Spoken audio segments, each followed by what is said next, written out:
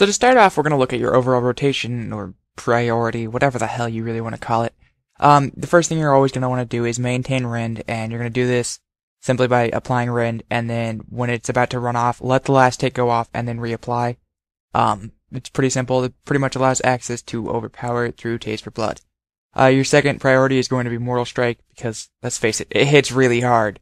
It also procs Enrage if it crits for 10% more damage. Next is going to be your Overpower, which is when it's up. You can let it sit for 1 to 2 globals. Just don't waste the Overpower proc when it comes up by overriding the buff. So between your Overpower procs, Rend applications, and Mortal Strikes, you generally have 1 to 2 free global cooldowns that you can use. These are generally going to be your filler moves. This is where you should be doing Sunders, Slams, Demoralizing Shout, and anything that your raid needs. As far as the DPS rotation, I'm just going to look at Slam, because it is the most interesting and the others are fairly simple to follow. So Slam is weird. It's not as much damage as it looks. It's got a 0.5 second cast time, which still causes global cooldown, so you're still going to wait a second anyway, so the cast time of it really doesn't matter. As well as it puts 0.5 seconds into your auto attack timer, which doesn't seem like that big of a deal, but what it really factors out to is, at least on the average weapon speed, about 3.6, it does cost about 5 more rage than it actually displays due to lack of having it, and about 1/7 of your white damage that you're missing out on. So Slam's only real competition as a rage dump is going to be Heroic Strike, and Heroic Strike generally hits unbuffed, and with the gear I was testing all of this in, for about 3k, and Slam does about 4,800. That's not factoring in that Slam does take away from some of your white damage, so Slam's about 4k and Heroic Strike's about 3k. The thing is, Heroic Strike is off global cooldown, meaning you can literally use it whenever you have 30 rage, but it's not always a good idea as it is fairly low, damage for its massive amount of rage cost. So pretty much that leads into your endless raid situation. This is pretty much when Deadly comes up. It can happen during execution phases, but it's not really happening to me all that often. Should it come up, if the boss is under 20% health, you want to spam execute and Mortal Strike, probably on charges to keep up the Enrage for 10% more damage. If it's not, you're going to want to do Mortal Strikes, Heroic Strikes, Overpowers, and Slams. Whenever you are at Endless Rage, if Deadly Calm is up, or you really can't get rid of it just by spamming those abilities, you're going to want to Heroic Strike every time it's off cooldown. And Overpower and Slam are really just to fill in if the boss is not on 20% health. Okay guys, so if you're playing an Arms Warrior, I've switched the footage here to me in Raid, just so you can see the real aspect of most of these abilities if you can follow it. But the first thing, and this is the more of the complex strategies, I guess, of Arms, this is where, you know, the effort you put in goes up a lot and the output you get for your damage goes down, compared to your efforts that you put in, of course. All of this will increase your raid damage, but the first thing that I can't stress enough is rage management. Now, as Arms, Blizzard decided to make this basically your DPS. If there's raid damage coming in, you'll always gain more rage, so you do have to kind of work around that. But the one thing to be aware of is pretty much your rage caps. Your rage cap as Arms is 50. Believe it or not, you have a talent called, what it used to be Blood Frenzy. It gives you a 10% chance on any auto hit to gain 20 rage, and should you be playing upon the auto hit cap, which is about 70, you can waste that entire talent. So your rage cap really is 50, your auto hit generates 29, and then most of the time you'll gain 1 to 2 rage from anger management throughout that.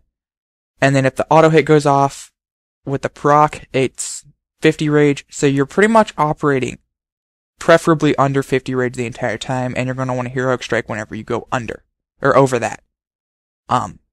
50, 55 is about where you want to hang most of the fight.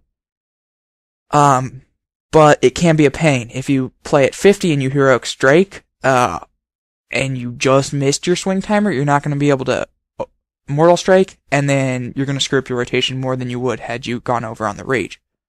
So for most of it, 50 to 60 rage is where you're going to want to chill, before you start looking at Heroic Strikes.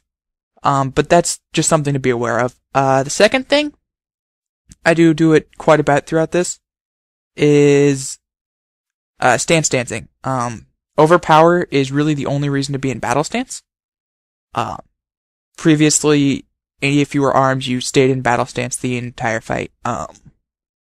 But now stance dancing has a lot less of a penalty, as you keep 75 rage instead of 25, which is over that cap. So you really shouldn't be in that situation where you're losing rage for stance dancing ever. So you can macro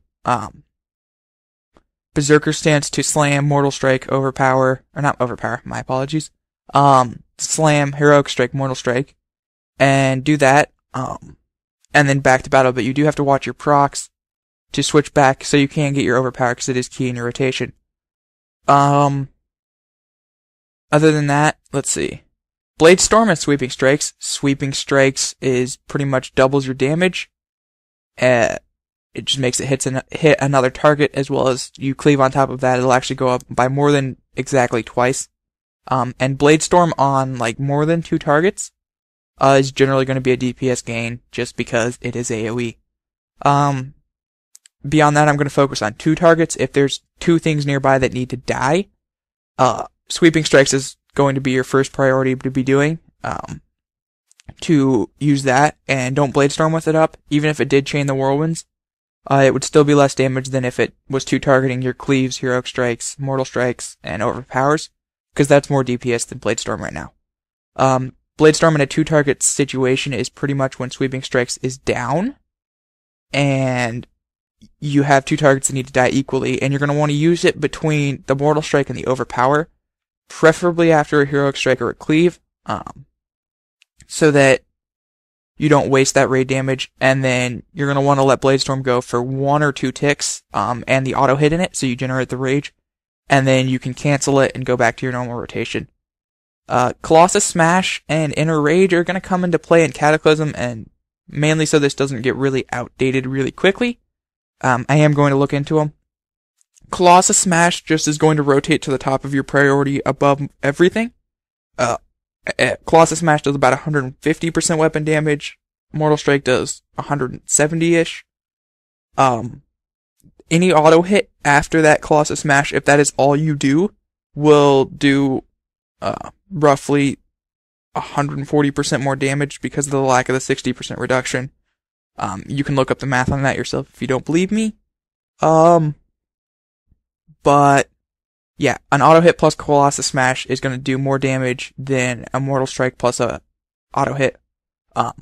So it does go to the top of your priority as well as everything else that comes into play during that. Inner Rage is your massive rage dump. This is if there's, you get this debuff that does 10,000 damage a second and you just can't get rid of rage at all. You would pop it and it would make everything do 15% more damage and cost 50% more rage. Most of the utility I'm probably going to do for that is going to be macroing it to Overpower and do 15% more damage on that for the cost of 2 rage, but leave it off of everything else. It doesn't have a cooldown. It shouldn't be on global, otherwise it's a complete waste of an ability. I can't really test this. It's not out yet. But that's probably going to be my likely scenario, is it's going to be macroed to Overpower and cancel to pretty much everything else, just so I don't rage starve myself. Colossus Smash resets on a talent, so for arms it's going to be huge for your damage rotation. If you're Fury, you're still going to want to use it off every cooldown, but probably use it to weave in both all 3, a Heroic Strike, Bloodthirst, and Raging Blow, so that you get the most out of the armor pen. For arms, it is your number 1 priority, probably over Execute even. Execute really isn't that huge of a damaging move. You can use it when you have your 10% damage up from Mortal Strike and whatnot. But yeah, I mean, it's all real up for debate because I can't physically test this and I can't give you the correct answer.